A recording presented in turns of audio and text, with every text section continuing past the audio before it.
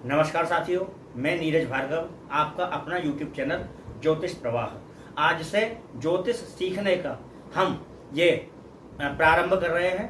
ज्योतिष सीखने का पहला चैप्टर आज रिकॉर्ड कर रहे हैं आप सभी की सुविधा के लिए। बहुत सारे लोग ज्योतिष सीखना चाहते हैं और आपने देखा है कि बहुत सारी ऐसी ऐप आ गई हैं, बहुत सारी ऐसी वेबसाइट्स आ गई हैं जो लोगों को बेवकूफ़ बना करके उनसे पैसा ठग रहे हैं, पैसा लूट रहे हैं, ज्योतिष के नाम पर उल्टा सीधा उनको बरगला रहे हैं। तो इससे अच्छा है कि हम सभी लोग ज्योतिष के बारे में थोड़ा सा ज्ञान रखें और स्वयं अपनी बुद्धिमत्ता से, अपने बुद्धि विवेक से, अपने ग्रह नक्षत्रों का जो गणना है उनको अपने हिसाब से हम देख पाए, किसी के बहकावे में हम ना आए। उसके लिए हम ये पहला चैप्टर शुरू कर रहे हैं। आइए ज्योतिष का थोड़ा सा बेसिक समझ लेते हैं। देखिए, ये बोर्ड है, इस पर 12 राशियों के नाम और नंबर ये मैंने लिख दिए हैं। पहले नंबर की राशि होती है मेष राशि, दूसरे नंबर की राशि वृषभ राशि, तीसरे नंबर की राशि मिथुन राशि, फिर कर्क, फिर सिंह, फिर कन्या, तुला, वृश्चिक, धनु, मकर, कुंभ और मीन। ऐसे करके ये 12 राशियां होती हैं। इन 12 राशियों के अपने अपने एक अलग स्वामी होते हैं। अब जान लेते हैं मेष राशि का स्वामी कौन है? मंगल। मेष राशि का स्वामी है मंगल ग्रह। वृष का कौन है? वृषभ का शुक्र ग्रह स्वामी है। मिथुन का बुध स्वामी है, मिथुन राशि का स्वामी बुध है। कर्क का चंद्रमा है। सिंह का सूर्य है स्वामी। कन्या का फिर बुध है और तुला का शुक्र है। शुक्र ग्रह तुला का स्वामी है। वृश्चिक राशि का स्वामी मंगल है और धनु राशि का स्वामी गुरु ग्रह है, गुरु। और मकर का शनि और कुंभ का भी शनि और मीन का फिर गुरु। ऐसे करके ये 12 राशियां हैं और 12 राशियों के अपने अपने एक स्वामी हैं। सबसे महत्वपूर्ण है दोस्तों राशियों के नंबर को याद करना। जैसे मैं आपसे पूछूं कि सिंह राशि कितने नंबर पे आती है तो आपको बताना है 5 नंबर पे। मैं आपसे पूछूं कुंभ राशि कितने नंबर की राशि होती है तो 11 नंबर की राशि। मैं आपसे पूछूं धनु राशि कौन से नंबर की राशि होती है तो 9 नंबर की राशि। तो वृश्चिक राशि कौन से नंबर की राशि है? 8 नंबर की राशि। तो राशियों के नंबर को याद करना सबसे महत्वपूर्ण है दोस्तों। राशियों के नंबर आपको याद होने चाहिए और राशियों के स्वामी आपको याद होने चाहिए। 9 ग्रह हैं, 9 ग्रहों में से सूर्य और चंद्रमा इनको केवल एक एक राशि प्राप्त है। सूर्य और चंद्रमा को केवल एक एक राशि मिली हुई है। उसके अलावा जो 5 ग्रह बचते हैं उन 5 ग्रहों को 2-2 राशियां मिली हैं। जैसे मंगल, मेष और वृश्चिक इन दोनों राशियों का स्वामी है। बुध, मिथुन और कन्या इन दोनों राशियों का स्वामी है। बृहस्पति, धनु और मीन इन दोनों राशियों का स्वामी है। और शुक्र, वृष और तुला इनका स्वामी शुक्र है।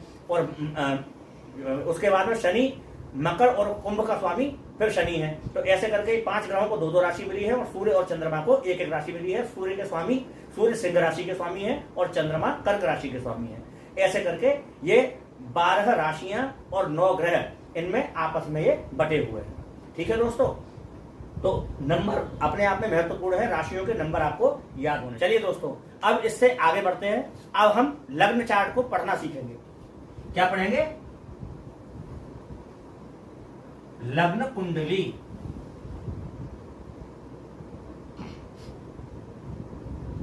हम पढ़ेंगे अब लग्न कुंडली। देखिए, लग्न चार्ट बनाना आपको सिखाता हूं कैसे बनाते हैं। एक स्क्वायर बनाया, इसको ऐसे क्रॉस कर दिया और फिर यहां से ऐसे ये लिया। ऐसे करके ये बन गए 12 घर। 12 घर बन गए। ये होता है फर्स्ट हाउस, पहला घर। ये सेकंड हाउस, दूसरा घर। ये थर्ड हाउस, ये फोर्थ हाउस, ये फिफ्थ, ये सिक्स, ये सेवंथ हाउस, ये एट्थ हाउस, ये नाइन्थ हाउस, ये 10th हाउस, ये 11th हाउस और ये 12th हाउस। अब हम बात करें कि फर्स्ट हाउस, तो फर्स्ट हाउस कहलाता है लग्न। ये है लग्न, ये लग्न भाव है, लग्न भाव। ये सेकंड हाउस है धन भाव, इसको हम बोलते हैं धन भाव, इसको बोलेंगे धन भाव।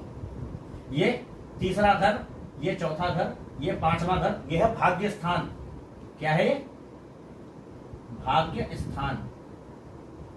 और ये 9वां घर, ये क्या है? ये भी है भाग्य स्थान। ये प्रबल भाग्य स्थान है, ये भाग्योदय कराने वाला स्थान है। प्रबल भाग्योदय 9वें भाव से ही होता है। ये है 10th हाउस, ये व्यापार, सर्विस, राज्य, पिता, नौकरी, व्यवसाय, ये सब 10th हाउस इन सब का कारक है। और 11वां घर है आय का, इनकम का, आय। और 12वां घर है व्यय का, खर्चे का। 12वां घर व्यय का है, तो ये इनकम का घर और ये खर्चे का घर, व्यय का घर। ऐसे करके ये 12 घर हैं। वो मैंने आपको अभी थोड़ी देर पहले बताया कि राशियों के जो नंबर है वो अपने आप में बहुत महत्वपूर्ण है। राशियों के नंबर अपने आप में बहुत महत्वपूर्ण हैं। अभी ये मैंने बेसिक चार्ट आपको समझाया है। ये फर्स्ट हाउस है, ये फर्स्ट हाउस ही हमेशा रहेगा। अभी मान लीजिए किसी की कुंडली में यहाँ 4 नंबर हो, किसी की कुंडली में अगर यहाँ लग्न में 4 नंबर है, तो यानी चौथे नंबर की जो राशि है, देखिए मेष, वृष, मिथुन और कर्क, 4 नंबर की जो राशि है वो कर्क राशि है। तो ये कुंडली कहलाएगी कर्क लग्न की कुंडली।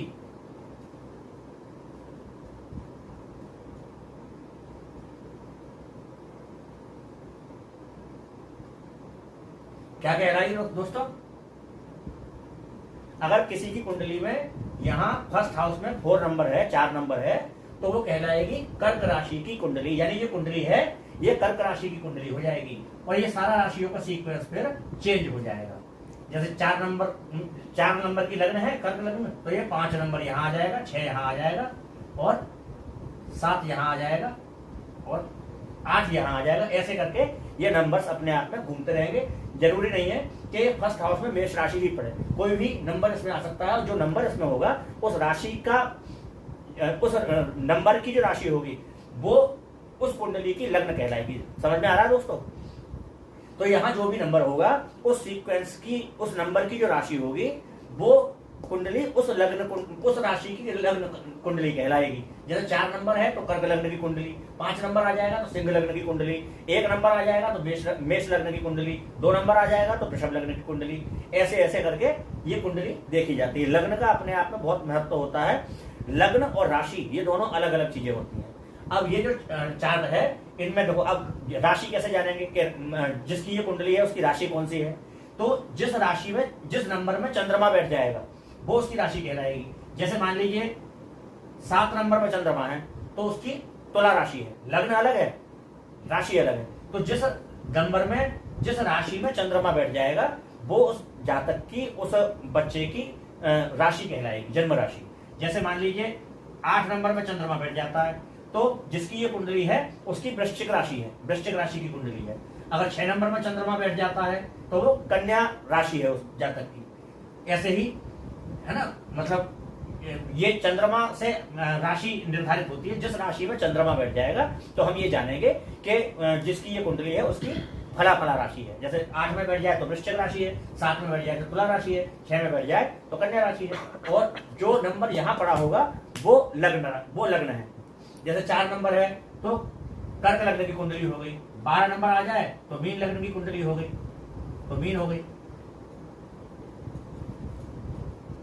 मीन लग्न। समझ में आ रहा है दोस्तों?